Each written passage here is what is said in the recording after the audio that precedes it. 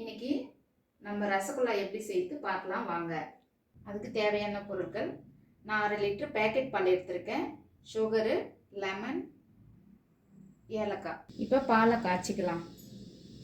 இப்போ ஒரு லெமனை கட் பண்ணி பேஞ்சி எடுத்துக்கலாம். பால் கொதிச்சு வந்துடுச்சு. இப்போ லெமனை உள்ளே சேர்த்துக்கலாம்.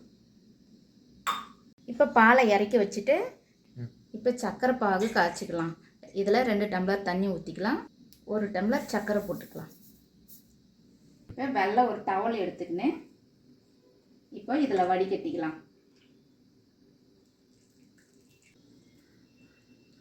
இப்போ இந்த லெமனோட வாசனை போகிற அளவுக்கு பச்சை தண்ணி ஊற்றி நல்லா அலசி எடுத்துக்கலாம். இப்போ நல்லா இதை பிசைஞ்சு உருண்டை பிடிச்சிக்கலாம்.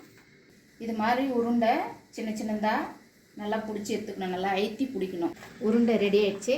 இப்போ சர்க்கரை பாகில் உள்ளே சேர்த்துக்கலாம். இப்போ ரசகுல்லா ரெடி ஆகிடுச்சு. இப்போ வேறு ஒரு பாத்திரத்துக்கு மாற்றிக்கலாம்.